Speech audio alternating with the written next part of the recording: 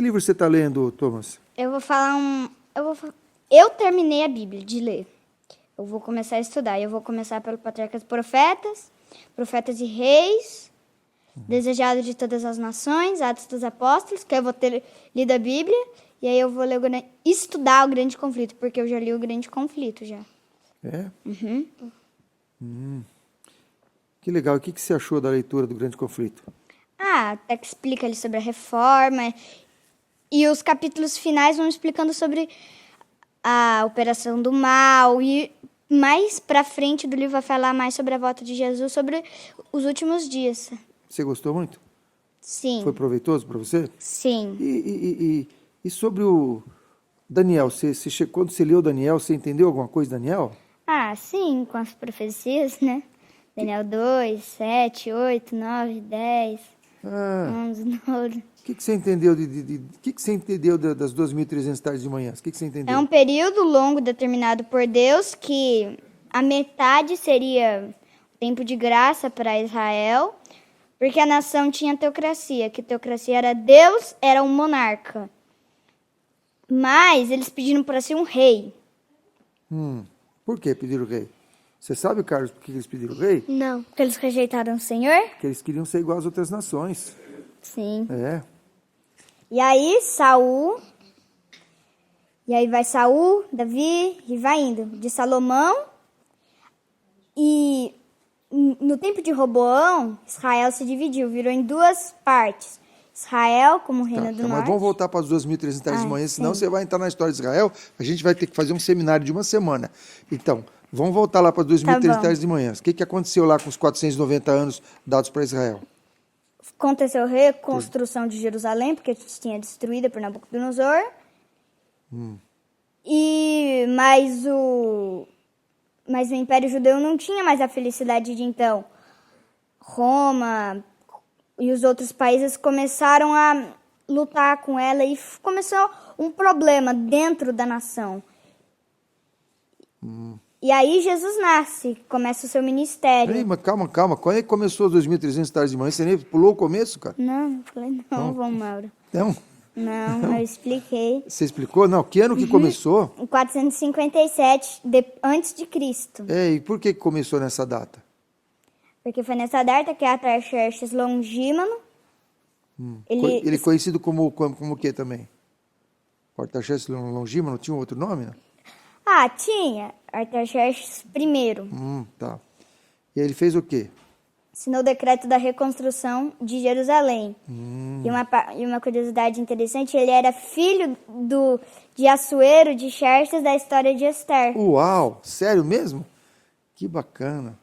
E aí o povo foi lá reconstruir Jerusalém e começa 2.300 tardes de manhã. Sim. E vai até quando? Termina quando esse período? Em 1844. A que dia? 22 de outubro de 1844. Certo. Mas quando é que termina o tempo do fim? Os 1.260 anos. Quando que termina? Em 1798. E o que aconteceu nesse período? Esses 1.260 anos, Justiniano, governador do Oriente, declarou o Papa líder de todas as igrejas. Ele teria ali o domínio, depois que eles destruíram os ostrogodos, os vândalos e os visigodos. Certo. E aí começou o período de perseguição. A igreja foi perseguida, muitos foram mortos, mas em 1798, o general francês Alexandre Berthier entrou em Roma, prendeu o Papa, levaram ele para Valência, na França, que com 82 anos morreu lá. Certo. Em 1844, quem que descobriu esse negócio de Jesus passar do santo para o santíssimo? Qual é que foi a história? Guilherme Miller, ele era um fazendeiro americano e o pai dele era capitão. Ele nasceu em Massachusetts, no estado de Massachusetts. Mas ele era deísta, ateu, ele não acreditava em Deus. Mas ele foi começando a estudar e ele viu... Mas ele começou por Gênesis, mas ele foi para Daniel e Apocalipse. E ele, na mente dele, ele começou a ver que Jesus voltaria em 22 de outubro de 1844. Então, foi avisar para as pessoas desse acontecimento. E a quase todos os postos missionários do mundo foi exposta esta mensagem. E ele teve outros colaboradores, como Manuel Lacunza, que ele era um jesuíta espanhol, e aí ele teve é um negócio difícil de falar, pseudono, alguma coisa assim, que é Rabi Ben Israel. Pseudônimo. É. Apelido. Fala apelido que é a mesma coisa. Eu não sei falar essas coisas, mas aí ele escreveu, ele teve outros como Joseph Hoffle, que... Tá bom, mas pode pular essa parte. Vamos falar, Tá vamos bom. falar aqui quem que teve a visão de que Jesus estava passando do santo para o santíssimo, que esclareceu aquela questão que não era a volta de Jesus. Irã Edson, ele Tá. tava... É isso aí, Irã Edson. Irã Edson estava no milharal e ele recebeu essa visão de Cristo passando do santo para o santíssimo. Que legal. E nós estamos em que época agora do santuário? Nós estamos no santo ou no santíssimo? No santíssimo. E como é que chama o dia de Israel quando o sacerdote, o sumo sacerdote entrava no santíssimo? Qual era o nome do dia? Dia da expiação. Muito bom. Era um dia diferente?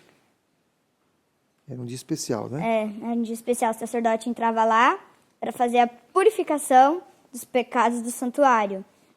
E aí o povo ficava de fora, ali clamando por seus pecados. E aí o sacerdote vinha e tinha ali 2 animais, o cordeiro e o bode. Não, 2 bodes. 2 bodes. O bode emissário e o bode Azazel. 2 bodes. O bode do Senhor e o bode do diabo. É. E aí tinha um bode que era para ser morto pelo sacerdote. O sacerdote matava ele, mas esse bode, ou Azazel, ele era levado, que o Vomaro fala, por um homem designado, que ele era treinado por 1 ano. E aí ele tinha que levar para o deserto. Se ele escapasse, todo Israel morreria. Muito bom. E lá ele deixava esse bode morrer lá. Significando que depois, quando Jesus vier a essa terra de novo, que vai ser a sua segunda vinda, ele vai aprisionar Satanás nessa terra 1000 anos, para ele, um milênio, para ele pensar tudo que ele fez. Beleza, tá bom. Tá bom, eu agradeço, depois a gente fala mais. Tá bom. Eu queria perguntar para o Carlos. Carlos, o que você faz na sua casa? O que você faz na sua casa? Eu arranco mais da horta, eu limpo a casa, estudo teclado, estudo a Bíblia com o Thomas. Estuda a Bíblia com quem? Com o Thomas. O Thomas ensina a Bíblia para você? Aham. Tá. O que mais? E ajuda a mãe a guardar louça, ajuda o pai de vez em quando ele tá em casa. E o joguinho do computador? Eu não tenho nenhum. Não? Não. E quando que vocês assistem televisão? Quando? Que hora que vocês assistem televisão? Nenhum tempo. Não? Não. Tá bom. É isso aí. Conta para esse povo aí, como é que você faz quando você vai entregar um livro? Como é que você faz? O que você fala para a pessoa quando você vai entregar um livro? Boa tarde, senhor. Boa tarde, senhora. Este é o livro de presente que fala da palavra de Deus. Que o Senhor te abençoe e te guarde. Que o Senhor faça resplandecer o seu rosto sobre ti e tenha misericórdia de ti. Que o Senhor sobre ti levante o seu rosto e te dê a paz. Vocês aceitariam o livro de uma criança que fala assim? Chamaria a atenção de vocês? Deus abençoe vocês, viu? Sim. Eu amo esses netos aqui. Deus abençoe vocês. Que o exemplo de vocês possa servir para outras pessoas. Nunca fiquem orgulhosos, tá? Porque tudo que é de bom vem de Deus, tá bom? Tá bom. Então vai lá. Eles podiam falar o resto da noite, sabia? Vocês têm conhecimento para isso. Teve um sábado à noite que a gente estava aqui conversando, dali a pouco Thomas subiu ali numa cadeira, pediu minha Bíblia emprestada, pegou um pincel atômico, fez de microfone e começou a pregar para as crianças, brincando de pregar. Estava pregando sobre a visão de Ezequiel do trono de Deus, as rodas que giram uma dentro das outras, com olhos.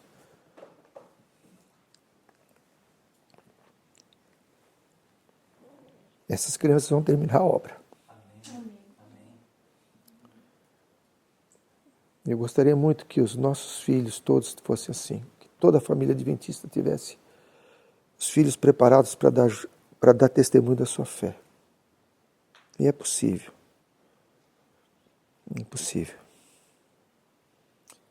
Bom, e depois eu vou falar um pouquinho aqui, depois o irmão Carlos vai...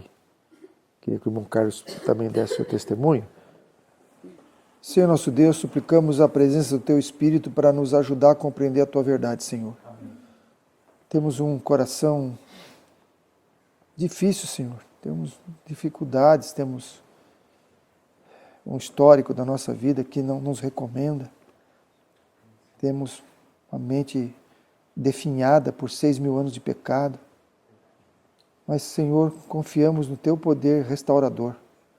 Confiamos na Tua graça perdoadora e transformadora. Por isso nos entregamos nas Tuas mãos, suplicando o Teu Espírito. E nos ajude, Senhor, a não termos um coração dividido, mas inteiramente entregue a Ti. Em nome de Jesus, amém. Quem é o pior da terra? Não, dos homens. Quem é o pior? Você falou certo, tá? Mas quem é o pior povo da terra? Na Bíblia. Falando na Bíblia.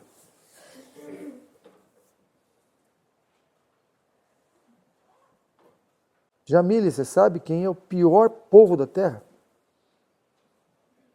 Está lá em Apocalipse 3. Apocalipse 3 fala de 3 grupos. Hein, Rafinha? Apocalipse 3 fala de 3 grupos.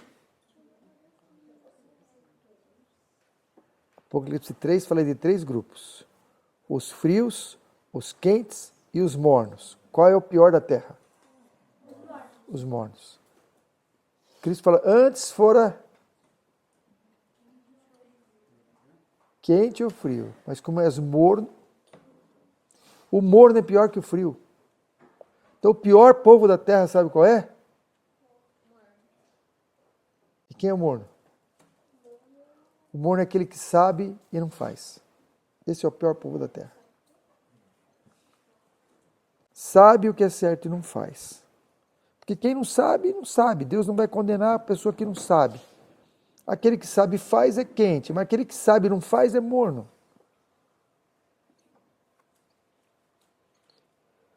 Falei hoje de manhã que nós estamos em guerra, né? O dragão irou-se contra a mulher e foi fazer guerra ao remanescente. Ele faz guerra ao remanescente. E o remanescente guerreia contra o quê? A Bíblia ensina que todo pecado que nos assalta deve ser posto de lado, que a guerra contra o mal precisa ser levada avante até que todo erro seja vencido. A guerra é contra o quê?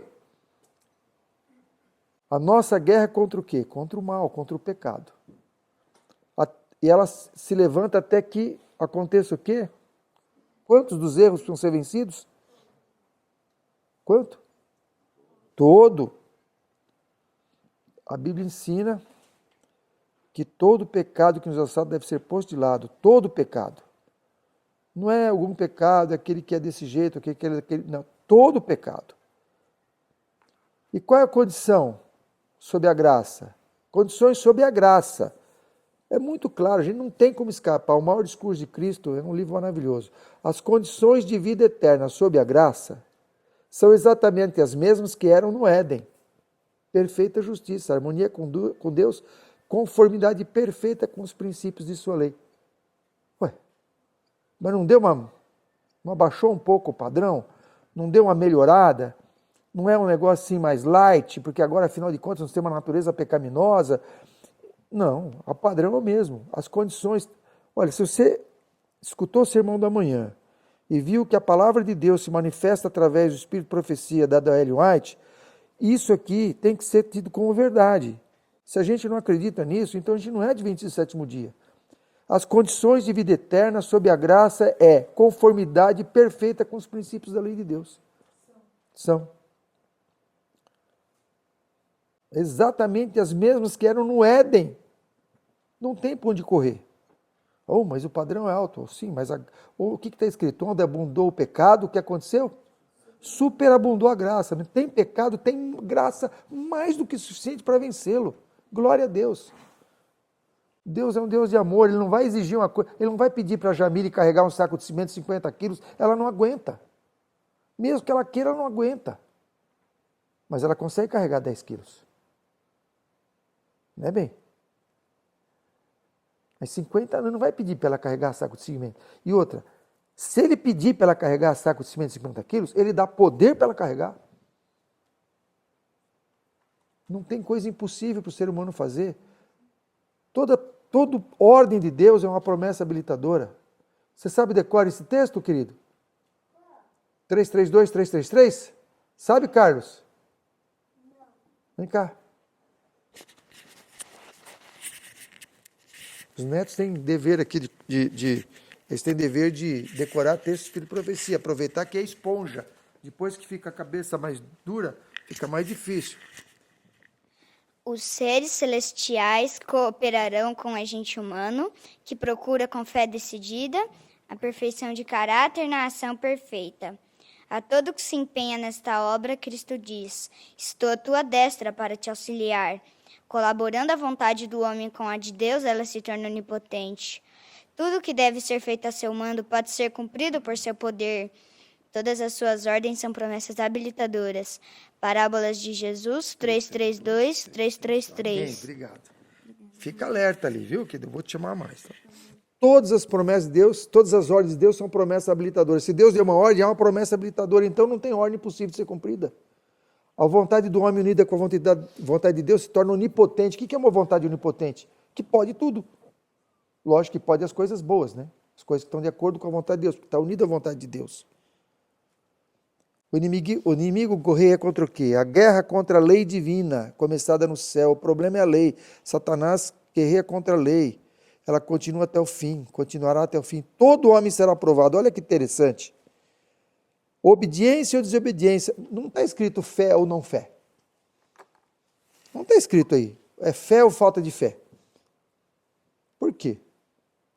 Não estou dizendo que a fé não é necessária. A fé é essencial. A fé é essencial. Sem fé é impossível agradar a Deus. Mas como é que você vai julgar a fé? O julgamento é para quem, irmão? O julgamento é para Deus? Não é para Deus. Deus sabe tudo. Deus sabe quem vai ser salvo, quem vai se perder. Deus não precisa de julgar ninguém. Ele já sabe. Por que Deus julga? Por que tem juízo? Por causa dos outros. Deus tem que dar uma explicação para o universo. Por que ele vai para o céu e eu não vou? Por que o marido vai e a esposa não vai? Por que fulano vai e outro não vai? Deus explica. Ele não precisaria fazer isso. Mas na sua soberania ele escolheu fazer isso. E aí ele tem que explicar com coisas visíveis. E a fé não é visível. Ela é só visível através das obras. A obediência é fruto da fé, é fruto do Espírito. Por isso que o que vai ser julgado é obediência ou desobediência. Obediência, não adianta falar eu tenho fé, mas desobedeço. Não tem fé. Obediência ou desobediência, eis a questão a ser assentada por todo mundo. Todos serão chamados a escolher entre a lei divina e as humanas. Quantos serão chamados? Todos. Aí se traçará a linha divisória. Não existirão senão duas classes. Olha que interessante essa frase. Quem pode repetir para mim? Sabe o que é isso? Você vai ter um grupo de pessoas totalmente santificado e outro grupo totalmente endiabrado. É isso que vai ter no final. Todo o caráter será plenamente desenvolvido, para a santificação ou para a impiedade. E todos mostrarão se escolherão o lado da lealdade ou da rebelião. Quais são os lados? Lealdade e rebelião. O que é rebelião? Sei o certo, escolho o errado. Você não é rebelde quando você não sabe o certo e faz o errado porque não sabe, não é rebelde. Rebelde é eu sei o certo e escolho fazer o errado. Lealdade, eu sei o certo e escolho o certo e cumpro pelo poder de Deus, pela graça de Cristo, pelo poder do Espírito. Imagina um grupinho de pessoas com bilhões de pessoas encapetadas querendo matá-las. Não vai ser fácil. Só por Deus. Onde se dá a guerra? Essa guerra em que consiste? A luta contra o próprio eu é a maior batalha que já foi ferida. Essa é a maior luta. A luta está aqui dentro. O campo de batalha é a nossa mente. A renúncia do eu, sujeitando tudo à vontade de Deus, requer luta. Mas a alma tem de submeter-se a Deus antes que possa ser renovada em santidade. Para ser renovada em santidade, antes tem que ter sujeição. Antes tem que ter subordinação a Deus. Tem que ter uma decisão. Eu quero me sujeitar a Deus. Aí se renova em santidade. Deus não invalida o seu livre-arbítrio. Ele não invade a sua privacidade. A menos que você peça. Aí ele pede, Senhor, habita em mim. Aí ele habita. Qual é o princípio envolvido nessa guerra? A abnegação é o princípio. O princípio de Satanás é o egoísmo. O princípio de Deus é a abnegação. Plataformas diferentes. Diabo, siga o seu coração. Cristo, negue-se a si mesmo. Tome sobre si sua cruz e siga-me. Plataformas distintas. Não dá para servir a dois senhores. Não dá para servir a si mesmo e querer servir a Deus. O objetivo da guerra. A obra de Cristo. Esse texto é impressionante. Qual é o objetivo da guerra? A obra de Cristo e de todos que adotam o seu nome. Quem que adota o nome de Cristo? Cristãos. A obra de Cristo e dos cristãos tem por fim o quê? Refutar esta pretensão de Satanás. Que pretensão? A que nós vimos atrás. Ele se esforça por provar que os princípios pelos quais Deus age são egoístas. Quais armas podemos usar? As armas da nossa milícia não são carnais. Mas sim poderosas em Deus para destruição das fortalezas, destruindo os conselhos e toda altivez que se levanta contra o conhecimento de Deus, e levando cativo todo entendimento à obediência de Cristo, estando prontos para vingar toda desobediência quando for cumprida a vossa obediência. Quando é que a gente vinga a desobediência? Você quer ser um vingador de Deus? Quer ser um valente de Deus, um vingador, um soldado de Cristo? Quer ser um soldado de Cristo? O que você tem que fazer? Seja obediente. Quando for cumprida a sua obediência, você vinga a desobediência. Não precisa andar quilômetros a pé, fazer romaria. Seja obediente. Ainda que o número dos filhos de Israel seja como a areia do mar, o remanescente é que será salvo. Quem que representa, quem que é hoje o Israel moderno? Quem são? Quem são os filhos de Israel moderno hoje? Igreja do 27º dia. Então vamos parafrasear esse texto.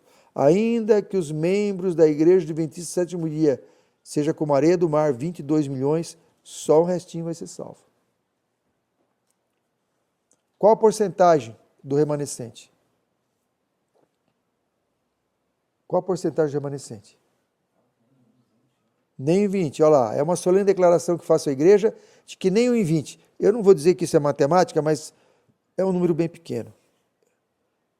Nem um em 20 dos que estão com os nomes registrados no livro da igreja está mais preparado para finalizar sua história terrestre e achar-se-ia tão verdadeiramente sem Deus, sem esperança no mundo, como um pecador comum. Professam servir a Deus, mas estão servindo mais a quem? Mamon. O problema é Mamon e Deus. Esse é o nosso problema. As ciladas para os adventistas não é traficar droga, não é assaltar banco, não é vender armas. O problema nosso hoje, que a gente cai igual patinho, e eu estou falando por mim, é trabalhar bastante para buscar o mamon. Se mata de trabalhar, coisa boa, nobre, a sociedade admira, você fica com um bom conceito de trabalhador, olha, homem generoso, uma pessoa de bem, ajuda e tal, e você se mata de trabalhar e deixa a comunhão. Serve mais a mamon do que a Deus. Então, irmãos, eu estou falando isso com carinho, não é crítica à igreja, eu amo nossa igreja, eu sou adventista desde 68, me batizei em 12 de outubro de 68, lembro do meu batismo, lembro do pastor que me batizou.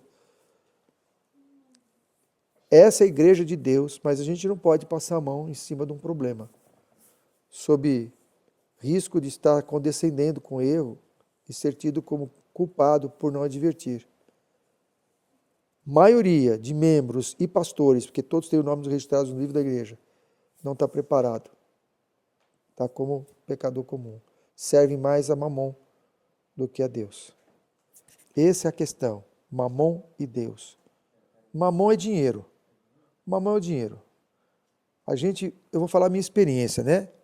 Eu tinha um posto de gasolina, eu tinha uma empresa de consultoria chamada Etos, eu dava aula, era coordenador e dava aula numa faculdade de sistemas de informação e ficava sempre de olho nos negócios. Tudo que era negócio, comprar terreno, vender terreno, leilão de prefeitura. Estava sempre, saía de férias, a Bolsa de Valores, esqueci da Bolsa de Valores. Isso tomava todo o meu tempo. Todo o meu tempo. Imagina, só um posto de gasolina já tomaria todo o meu tempo. Tinha um sócio, mas mesmo assim.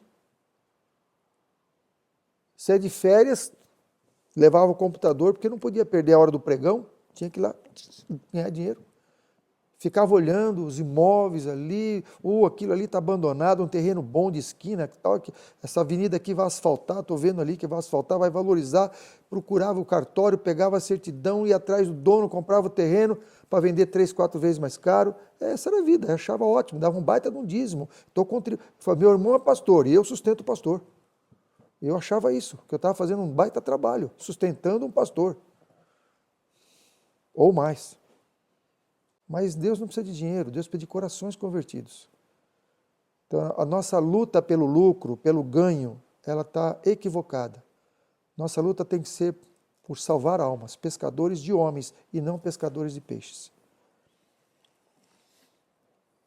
Vamos lá, isso aqui é ilustrativo, não é um percentual real, mas só ilustrativo. A igreja 27º dia, 95% de joio, 5% de trigo. Qual é a grande nova? Qual é a grande notícia? Isso pode ser revertido. Quem é joio pode virar trigo. Glória a Deus que fosse só nessa direção. Mas também quem é trigo pode virar joio. E isso a gente tem que se cuidar. Paulo estava perseguindo os cristãos, matando cristão, pondo cristão na prisão. Entendeu que estava no caminho errado. Se tornou um trigo. Saul foi eleito por Deus, escolhido por Deus, profetizou, e a gente sabe o fim de Saul. Que triste. Perseguindo Davi. Morreu porque foi consultar uma pitonisa e foi para a guerra e terrível, terrível. Nós estamos em tempo de graça. Cristo está apelando. O que Cristo está fazendo? Estou à porta e bato. Eu fico imaginando a meiguice de Cristo, sabe? A condescendência amorosa de Cristo em bater no nosso coração. Ele é dono, ele podia arrombar a porta, ele podia exigir. Não, mas ele bate, convida. Se alguém ouvir e abrir a porta, entrarei e cearei com ele. E ele leva comida ainda. Ele leva comida. Deus é um Deus de amor. Está pronto a habitar no nosso coração, fazer morada, para que a gente, como Paulo, possa dizer: não vivo mais eu, mas Cristo vive em mim. Essa tem que ser a nossa experiência. E o que caracteriza o remanescente? Lá no passado, nos profetas do Antigo Testamento, o remanescente de Israel não cometerá iniquidade, ou não cometerá pecado, nem proferirá mentira, na sua língua não se achará língua enganosa, na sua boca não se achará língua enganosa. E como é que vive o remanescente? Não estão contaminados com mulheres, ou seja, não tem doutrinas falsas na sua compreensão, são virgens, segue o Cordeiro para onde quer que vá. Não é lá no céu, não, já na terra segue o Cordeiro, para onde Deus manda já segue o Cordeiro. São irrepreensíveis diante do trono de Deus. Você imagina, meu? Irrepreensível não é diante dos olhos humanos, é irrepreensível diante do trono de Deus. Esse é o remanescente. Sabe, essa conversa de que a gente vai pecar até o final, que a gente é humano, que a gente tem natureza pecaminosa, então, vez ou outra, a gente vai cometer um pecado. Isso não é bíblico. Bíblico são irrepreensíveis diante de Deus. Ou será que Deus não tem poder para nos dar, para a gente ser irrepreensível? Cristo é nosso modelo. Não é nosso modelo? Como é que ele viveu? Porque para isso sois chamados. Pois também Cristo padeceu por nós, deixando-nos exemplo. Que exemplo que deixou? Não cometeu pecado, nem na sua boca se achou engano. Qual é o exemplo de Cristo? De fidelidade, de padecimento. Nós somos chamados para padecimento e para fidelidade. Esse é o modelo. Agora, você quer se dar bem, quer prosperar e quer de vez em quando ter a liberdade de fazer a sua vontade, então não é do exército de Cristo. Vou pular isso aqui. Aí eu vou falar só o resumo. É um texto aqui, está em Fé pela qual eu vivo, que eu vou fazer o resumo na página seguinte. Página 358, parágrafo 3. O resumo é o seguinte: qual a ordem para o remanescente? Preparai-vos, preparai-vos, preparai-vos. Quando fala 3 vezes é que o negócio é urgente. Por que manda preparar de forma urgente? Porque nós não estamos preparados. É preparai-vos, preparai-vos, preparai-vos. Sacrificai quanto a Deus? Tudo a Deus. Pode ser que Deus peça o seu emprego, que Deus peça para você interromper um namoro, Pode ser que Deus peça para você mudar de cidade. Pode ser que Deus peça para você mudar o seu projeto.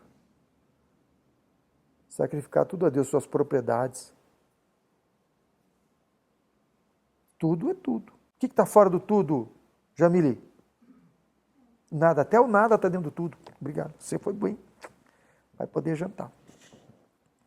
Depõe tudo sobre o seu altar. O eu, a propriedade e tudo o mais como sacrifício vivo. Está aqui, Senhor. Agora sou teu. Usa-me. O que o Senhor quer que eu faça? Mateus, me segue. Senhor, eu sou fiscal da Receita.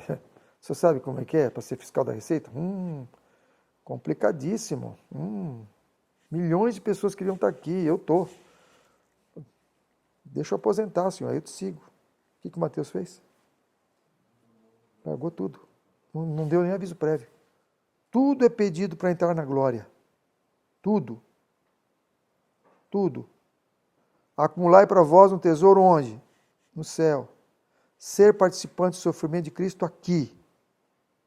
Participar com Ele na sua glória. Olha, 7 itens. Que lindo o número 7, né? Eu vou ler o texto. Agora eu vou ler o texto. Alguém pode ler para mim, por favor? Por favor, leia. Leia lá.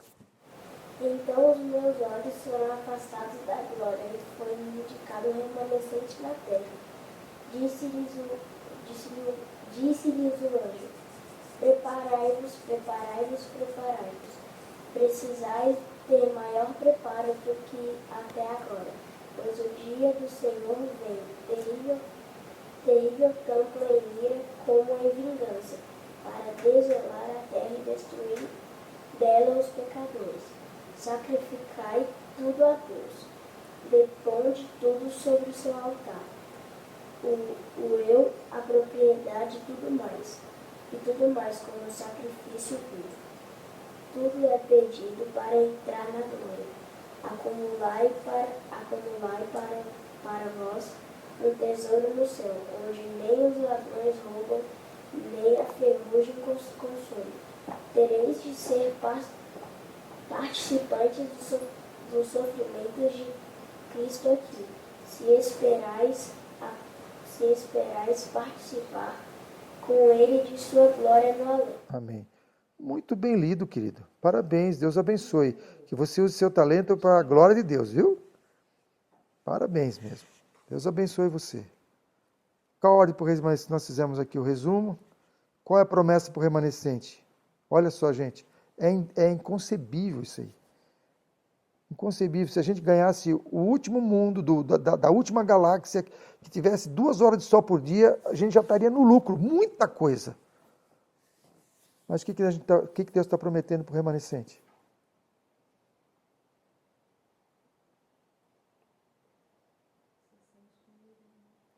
Esse grupo está pouco participativo, hein? Vamos lá, gente. O que Deus está prometendo para o remanescente? Assentar-se com Ele no trono, assim como eu venci. Não é porque eu venci, é como eu venci e me assentei com meu Pai no seu trono. Ao que vencer, lhe concederei. Gente, sentar no trono com Cristo é inconcebível. E vencer o quê? O que a gente tem que vencer? Vencer o quê? Rogério, você sabe? Pamela? O pecado. Ora, o aguilhão da morte é o pecado e a força do pecado é a lei, mas graças a Deus que nos dá a vitória por nosso Senhor Jesus Cristo. Tem que vencer o pecado. Ou não? Agora, a gente sabe que vencer o pecado, que o pecado é maligno, que a gente não tem pecado, a gente tem consciência disso. Sim. O duro é que a gente vê as nossas frustrações, as nossas derrotas. E as nossas derrotas nos deixam pensando que a gente vai continuar derrotando, sendo derrotado. Então, eu tenho entendido que o papel da fé é muito grande depois que a gente compreende qual é o padrão de Deus para nós, o que é que Deus exige de nós, a gente se vê completamente desprovido de capacidade para fazer, então aí a gente tem que, pela fé, crer que Deus nos dá a sua justiça, não só Ele perdoa tudo que aconteceu no passado e você fica limpo para começar uma nova vida, como Ele começa um trabalho de renovação constante no nosso coração. Amém. Para a gente poder seguir e, se acaso a gente cair... Temos um advogado. Temos um advogado. Temos um advogado. E toca pra frente. Estas coisas os escrevo para que não pequeis. Qual que é a regra geral? Não pecar. Mas se alguém pecar, exceção, tem um advogado junto ao Pai, não é para se matar. Mas a regra geral qual é? Não pecar. Pode acontecer de pecar? Pode. Pode ocorrer. Não se desespera, vai ao advogado. Vai ao advogado não como rotina, né? Você bate na esposa todo dia. Aí você entende que está errado e começa a bater só 3 vezes por semana. Aí depois, não, eu vou melhorando, eu vou bater só 2 vezes por semana. Aí agora eu vou bater só 1 vez por semana. Não é assim, você entendeu que está errado é nada. Né? Não é para ir... Sim. Ele não vai suprir aquilo que você deixou de fazer. Ele vai suprir aquilo que você não conhece e não teve como fazer. Entende? Você vê quantos do passado não sabiam muita coisa e quantas pessoas que vão para o céu e vão aprender lá sobre a cruz. Mas foram leais, não foram rebeldes. Que tipo de vitória? Que tipo de vitória? Até que todos cheguemos à unidade da fé, ao conhecimento do Filho de Deus, ao homem perfeito, à medida da estatura completa de Cristo. Esse é o tipo de vitória. É o homem perfeito, à medida da estatura completa de Cristo. Isso não é perfeccionismo, nem longe disso. Entendeu? Perfeccionismo é você achar que pode fazer isso por suas obras, pela sua própria força. Mas o que Deus está prometendo aqui é porque Ele vai operar em nós o querer efetuar. E será isso possível? Será que é possível? Nós temos garantia que é possível? Olha aqui, Testemunhos Seletos, volume 1, página 397. Deus terá um povo zeloso de boas obras. Eu não tenho ainda. Pelo menos naquela época não tinha. E quando tiver, vai ter o decreto dominical, vai ter o selamento e acabou. Deus terá um povo zeloso de boas obras que permanecerá firme entre as corrupções deste século degenerado.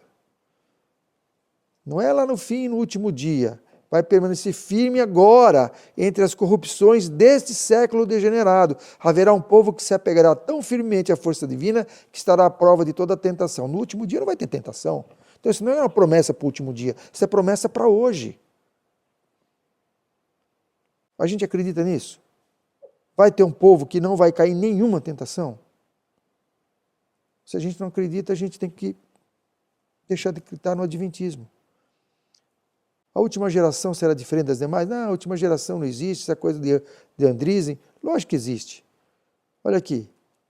Nesses derradeiros dias, quando? Nos últimos dias, quando prevalece a iniquidade e o amor de muitos esfria, Deus terá um povo que lhe glorifique o nome e se imponha como reprovador da injustiça. São um povo peculiar, leal à lei de Deus. Quando vai acontecer isso?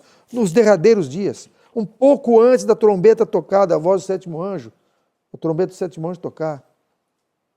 Não é na glorificação, nesses dias, quando prevalece a iniquidade. Está predita essa vitória? Está lá em Apocalipse 17, nós lemos hoje. E nos dias da voz do sétimo anjo, vai, Xung, ajuda. Quando estiver para tocar a trombeta, virá o mistério de Deus, como anunciou aos seus servos. Apocalipse 17. Está lá, e nós lemos que a vitória, essa promessa, né, de cumprimento desse mistério, está lá em Colossenses 1:26, que é Cristo em vós, esperança da glória, que apresentará todo homem perfeito diante de Deus. Por que tem necessidade de um remanescente fiel? Por quê? Porque a honra de Deus e a honra de Cristo acha-se envolvida na perfeição do caráter de seu povo. Ué, o que tem a ver a honra de Deus com a perfeição do meu caráter? Por quê? Deus não é todo poderoso, é justiça, é amor, pleno. Por que a honra dele está relacionada com o meu caráter? Ei, Jamile? Porque o que você faz pode influenciar na honra de Deus. Dos seus pais. Vamos pensar dos seus pais. Se você é uma boa menina na escola, não sei onde você frequenta, é educada, é leal, uma menina exemplar, o que eles vão pensar a respeito do seu pai, sua mãe? Que eles são bons educadores ou maus educadores? A honra de Deus acha-se envolvida na perfeição do caráter do seu povo. Não tem como ocorrer. Eu mostrei esse quadro hoje de manhã, vou só fazer uma breve alusão a ele. No passado, as pessoas tinham muito mais capacidade, tinham menos luz que nós, mas a fidelidade requerida é a mesma do Éden, fidelidade 100%. Deus nunca mudou o padrão de fidelidade, nunca mudou o padrão de salvação, é 100% de fidelidade, porque o seu poder nunca foi falho.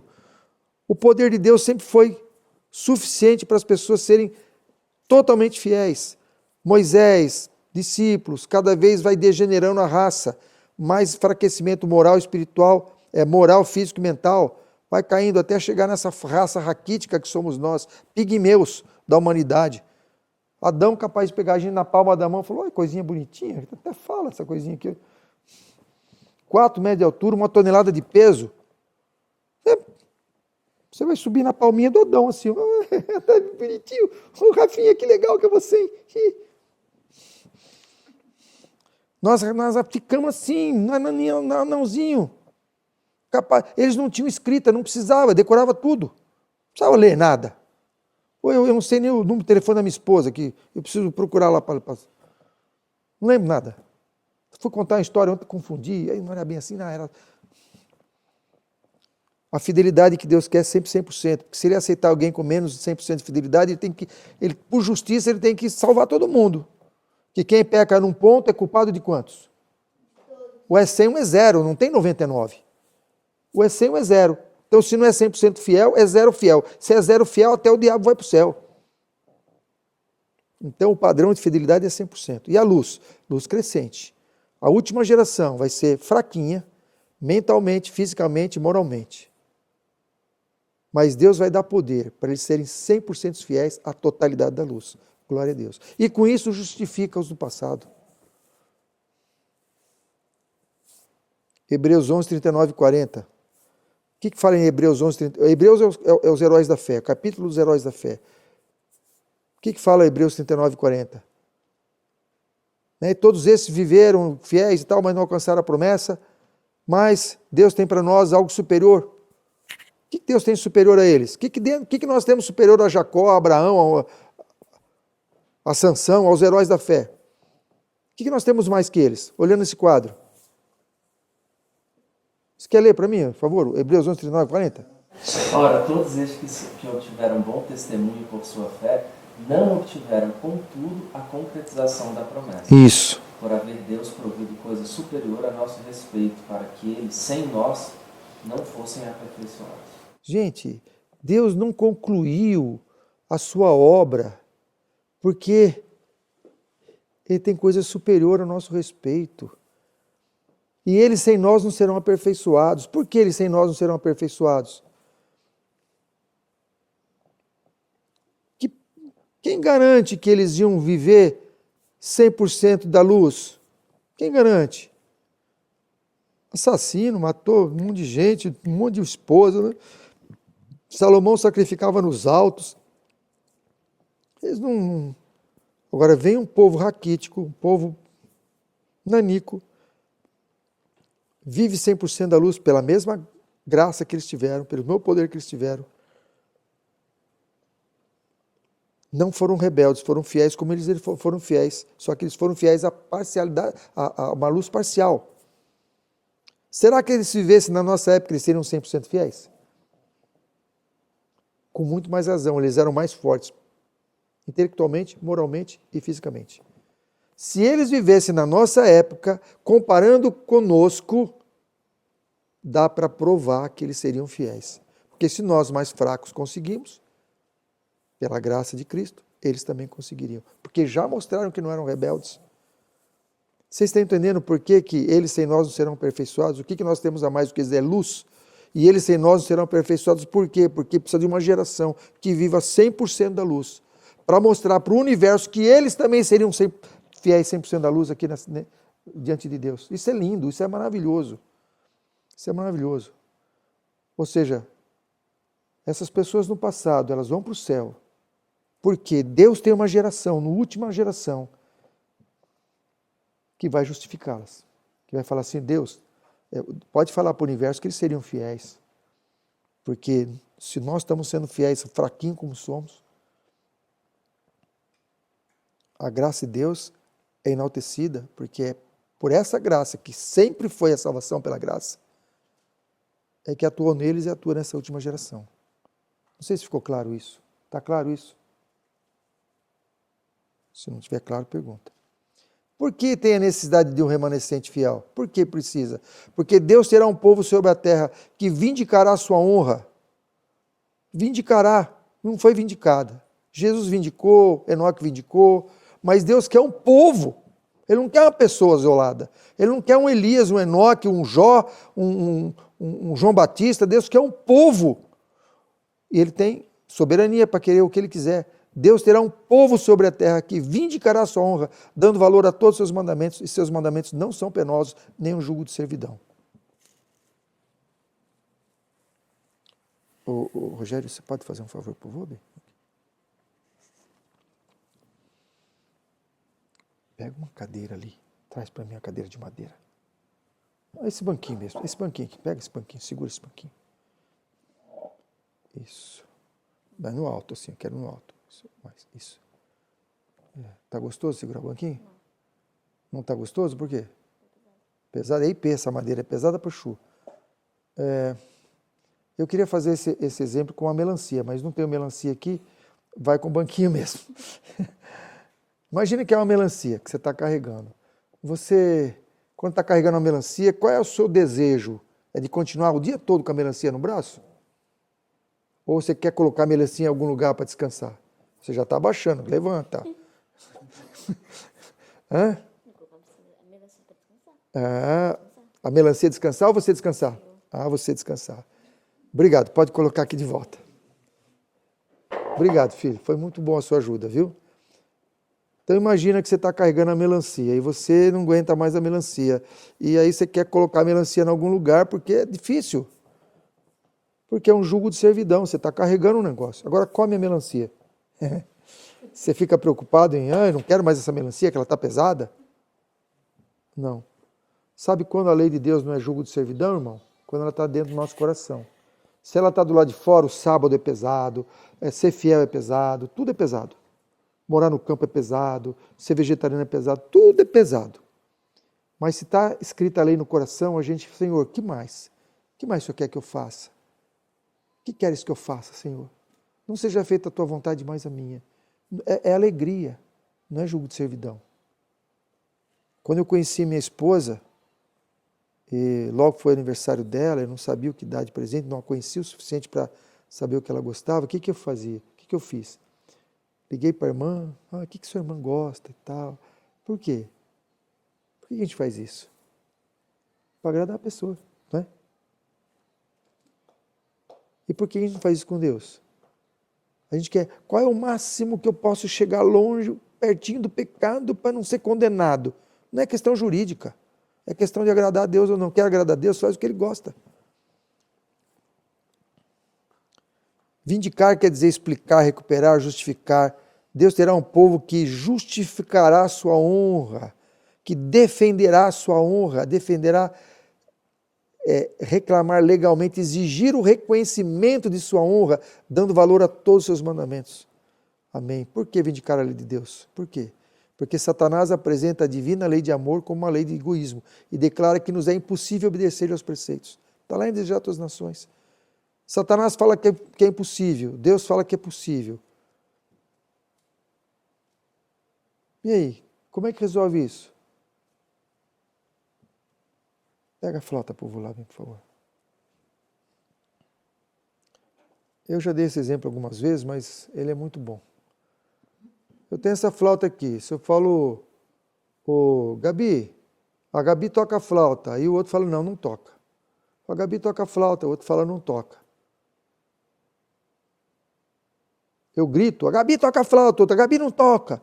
Quando é que acaba essa briga, Jamile? Não sabe? Vamos tentar, vamos pensar um pouquinho. Hein, Rafinha? Como é que acaba essa briga? Eu falo que a Gabi toca e o outro fala que não toca. Como é que faz para resolver essa questão? Quem está certo? Quem tocando? A Gabi. Falei, Gabi, toca a flauta, filho. Se ela pega a flauta e sopra aqui, o outro estava certo. Se ela sopra aqui, o outro estava certo. Mas se ela pegar a flauta e tocar, eu estou certo. Vocês estão entendendo o que está vendo entre Deus e Satanás? Deus está falando assim, eu vou ter um povo totalmente fiel, 100% fiel, um povo de caráter perfeito. Satanás fala, é impossível. Não adianta Deus gritar, Deus falar, pô, escrever no céu.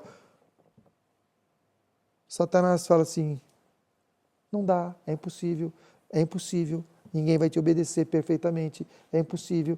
E Deus fala, é possível. O que Deus fala? Só tem um jeito. Eu vou ter um povo que vai mostrar isso. E quando eu mostrar isso, acaba teu reinado.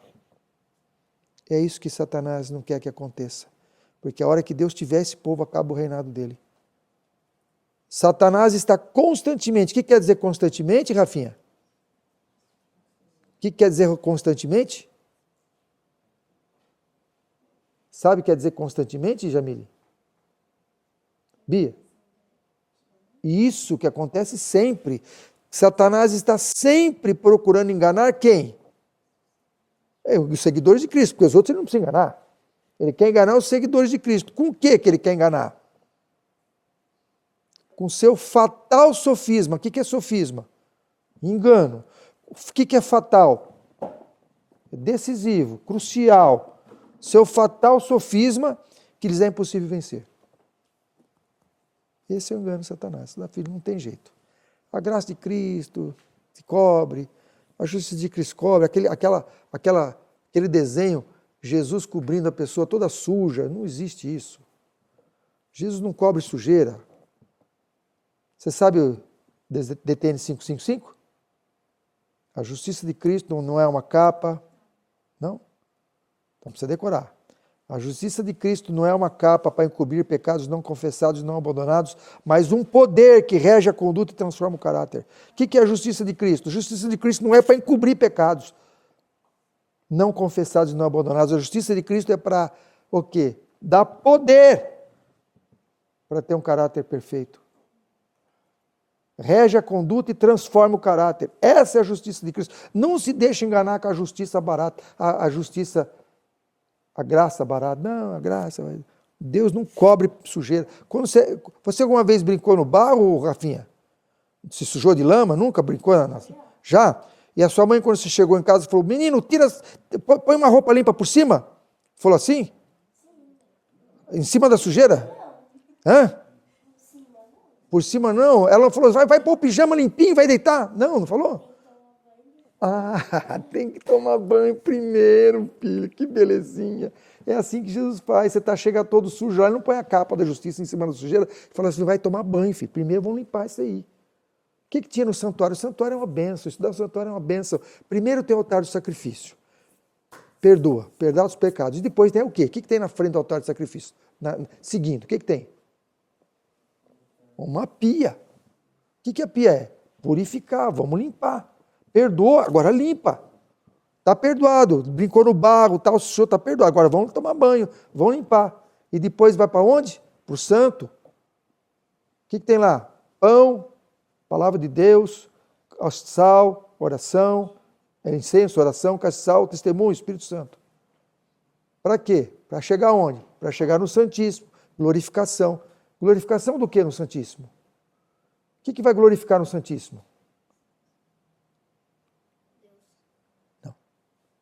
E perderam a pizza de hoje. Pizza vegana. O que vai glorificar no Santíssimo?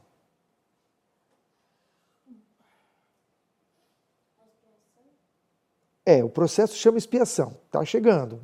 Muito boa contribuição. O que é que vai glorificar no Santíssimo? Nós estamos falando o tempo todo disso. Vai glorificar o caráter. E depois, no último dia, vai glorificar o quê? O corpo. Primeiro glorifica o caráter. Quando? Em tempo de graça. E no último dia glorifica o corpo. E quem vai receber a glorificação do corpo? Só os que glorificaram o caráter. Em tempo de graça. Quando que vem o selamento? Em tempo de graça. É aí que é o santíssimo. Isso aconteceu quando? De 1844 para cá, dia da expiação. Gente, é tudo... O plano da redenção, ele é tudo assim, muito montado. Você tirar uma peça, desmonta tudo. Não tem como você tirar um negócio, sabe? Está tudo muito bem conjugado. É uma beleza. A gente precisa dar o santuário. O santuário é a nossa única doutrina distintiva. Todas as demais doutrinas tem nas outras igrejas.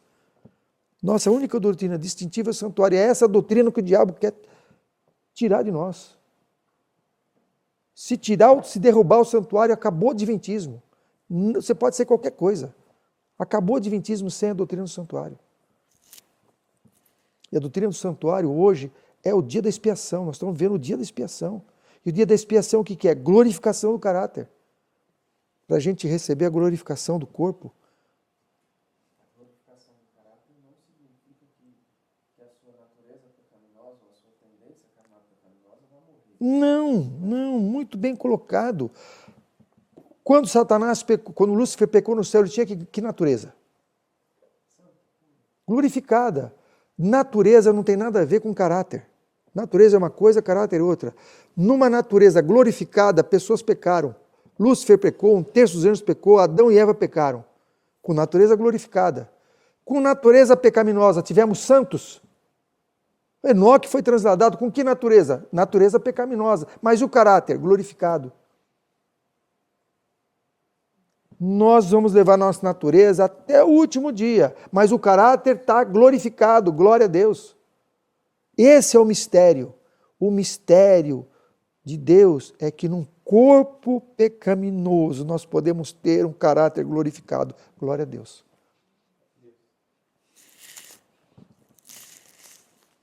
Apoiadores de Deus ou do diabo? Todos quantos transgridem os mandamentos divinos estão apoiando quem? A pretensão de Satanás, pretensão de que a lei é injusta e não pode ser obedecida. Apoia assim os enganos do grande adversário e desonram a Deus. Não dá para obedecer, uma hora você vai pensar uma coisa, um pensamento seu. Deus tem poder para você ser fiel, inclusive nos pensamentos ou não? Se você achar que não, então o diabo é mais forte. Qual é a base do engano contra a lei? Sabe qual é a base do engano? É isso aí, definição católica de pecado. É o pecado original. Qual que é o único texto usado para defender o pecado original? Valendo o suco da noite. Eu sei. Fala, filho. Salmo 55, verso 5. 51, verso 5. 51. Fala. Que ele nasceu em pecado na barriga da mãe dele. Sim, quem sabe esse verso de cor?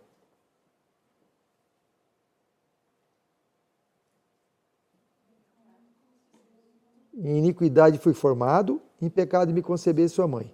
Essa frase é falada tantas vezes para dizer que a gente nasce pecador, que quando você ouve isso, você já associa com nascer pecador. Irmã, que sabão você usa na sua casa? Que sabão em pó você usa na sua casa? Omo, né? Qual é o melhor sabão? Mas qual é o melhor sabão? Se for qual é o melhor sabão, o que você responderia?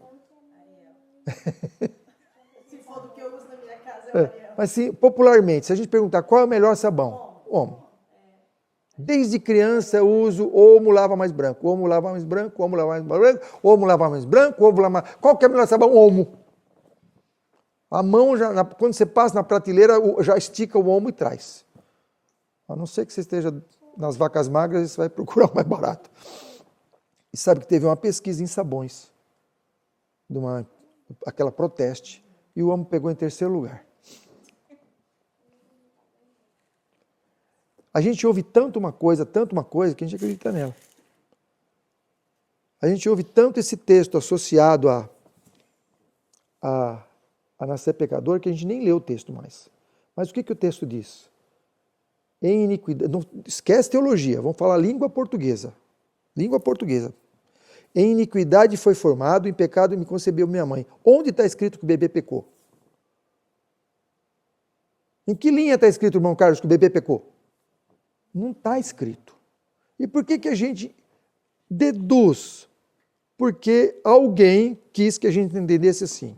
E esse alguém não é Deus. Não tem outro. Os outros textos todos falam o contrário. Sim. Todos pecaram, mas não diz que todos nasceram pecadores. Todos pecaram, isso é outro assunto. Todos pecaram, mas não diz que todos nasceram pecadores. Então, inclusive Romanos 5:1, se não me engano, lá diz que porque todos pecaram, não diz porque todos nasceram. Verso 12. Portanto, como por um só homem entrou o pecado no mundo e pelo pecado a morte, assim também a morte passou a todos os homens, porque todos pecaram. Porque todos pecaram, não porque todos nasceram. Se a morte tivesse passado a todos os homens porque todos nasceram, não, mas porque todos pecaram. A morte passa... E Ezequiel 28, que fala, a alma que pecar essa morrerá, nem o homem, nem o pai dará o pecado do filho, nem o filho levará o pecado do pai, a alma que pecar essa morrerá. Tem muitos textos que mostram que no pecado original é uma teoria católica. Agora, vamos analisar o verso 51:5 de Salmos. Vamos fazer uma paráfrase. Vamos fazer o seguinte, em São Paulo fui formado e em dor me concebeu minha mãe. Estou usando a mesma estrutura da frase de Salmo 51:5. Em São Paulo fui formado. São Paulo está dentro de mim ou eu estou dentro de São Paulo? Hã? Eu estou dentro de São Paulo. E em dor me concebeu minha mãe. É a dor do bebê ou da mãe? Da mãe. O que Paulo está dizendo ali é o seguinte, o que Davi está dizendo ali é o seguinte, eu nasci num mundo de pecado e vim de uma mãe pecadora. É o que ele está dizendo. Ele não está dizendo que ele pecou, não está dizendo que o bebê nasceu pecador. Se pecado é transgressão da lei, que lei que o bebê transgrediu? Se Romanos 6,16, que nós lemos aí, que nós nos apresentamos como servos a quem servir, se escolhemos a lei ou se escolhemos o pecado, o que o bebê escolheu? Ah, mas o bebê puxa a chupeta do outro. Ué, mas o que é pecado? É saber o que é certo e escolher errado. O bebê sabe que é errado fazer isso? Não, então não é pecado. O bebê chora à noite e acorda a mãe, não está nem aí. Ele sabe que isso é errado. Ele está agindo por instinto. A gente não pode atribuir nossos conceitos morais para um bebê. Pecado é transgressão da lei, é a única definição bíblica. Se a gente quiser inventar outra, a gente vai para o catolicismo. Nossa única definição de... O que é única, gente? Única é uma só. Nossa única definição de pecado é a que é dada na palavra de Deus, é quebrantamento da lei, ponto final. O apóstolo nos dá a verdadeira definição de pecado. O pecado é transgressão da lei. 1 João 3,4. Acabou. Não tem outra. Quer inventar outra? Não é bíblica. E a lição de escola sabatina de 12 de outubro de 2014, eu tenho ela aí, se alguém quiser ver no original, eu tenho, tá? Olha o que está escrito. Tiago separa claramente a tentação do pecado. Ser tentado não é pecado, até mesmo Jesus foi tentado. O problema não é a tentação, mas como reagimos a ela. Olha só essa frase. Ter uma natureza pecaminosa não é pecado. Mas se não é pecado, então o bebê não nasce pecador porque tem a natureza pecaminosa. No entanto, é pecado permitir que a natureza pecaminosa controle nossos pensamentos e dite nossas escolhas. Que escolha o bebê faz? Ele não tem noção de nada. Assim temos as promessas encontradas na palavra de Deus, que nos oferecem garantias de vitória. E se as reclamarmos para nós mesmos e nos apegarmos a elas pela fé. Se o pecado não fosse fruto de nossa escolha, como poderíamos ser condenados por praticá-lo? Eu não sou eu que quero fazer, eu não escolhi, a coisa vem, eu sou um robô, eu tenho que fazer aquilo que a coisa me manda, que eu não tenho contar. Imagina, não existe isso. Olha o Tratado de Teologia. A tendência para pecar ou tentação para pecar não é pecado. Essas coisas não constituem rebelião contra Deus. Ceder ao pecado e cometer o ato pecaminoso, transgredindo assim a lei de Deus, isto sim nos aliena do Senhor e nos torna culpados diante dele. Gente, mais claro que isso não tem para dizer. Essa é a doutrina adventista. O que se diz por aí não é doutrina adventista. É doutrina de homens que estão infiltrados na nossa igreja pregando as doutrinas católicas. Essa é a doutrina adventista. Se alguém pregar diferente disso, mesmo que venha um anjo e fale diferente disso, é o que Paulo fala? Anátema. Qual é a nossa parte? Tudo depende da reta ação da vontade. O poder da escolha deu Deus ao homem e ele compete exercê-lo. Você sabe esse, Carlos? Caminho a Cristo 47? Não. Vem lá. Ei, Thomas, esqueceu? Eu te ajudo, vem cá.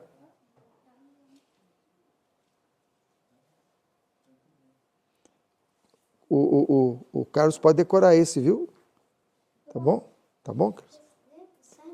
Faz tempo, tem que treinar, né, filho? Senão esquece. Você já tem uma certa idade, vai esquecendo as coisas, né? Já está com 9 anos, né? Cuidado com essa idade avançada para não esquecer coisas, tá bom? Então vamos lá. Tudo depende da reta ação da vontade. O poder da escolha, deu Deus ao homem, e a este compete exercê-lo. Vai lá. Tudo depende da realização da vontade. O poder de escolha deve-o. Deus deu ao homem. E este compete exercê-lo. E a ele compete exercê-lo. O que mais? Muitos perguntam como devo fazer a entrega do próprio Isso, Deus. você começou lá da... Pode, continua. Vai daí, vai lá. Muitos indagam, nos perguntam como devo fazer a entrega do próprio a Deus? Você deseja se entregar a Ele, mas lhe falta poder moral, e é escravo da dúvida e controlado pelos hábitos de sua vida de pecado. Promessas e resoluções são como palavras escritas na areia. O conhecimento de suas promessas não cumpridas e dos votos violados enfraquece sua confiança na sua própria sinceridade, fazendo pensar que Deus não pode aceitá-lo. Mas você não precisa se desesperar. Amém. Só precisa compreender. Só precisa compreender A verdadeira força da a vontade. verdadeira força da vontade. Esse é o poder que governa a natureza do homem. O poder de decisão ou de escolha. Depende da retração da vontade. O poder de escolha deu Deus ao homem, aí ele compete exercê-lo. O que mais? Continua. Não podeis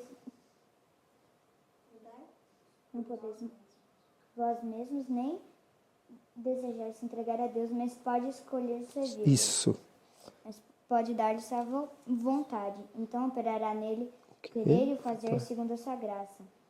Desse modo, toda a vossa natureza estará sob o domínio de Cristo. E suas afeições... Do Espírito de Cristo. E suas afeições estarão centralizadas nele. Seus pensamentos estarão com ele.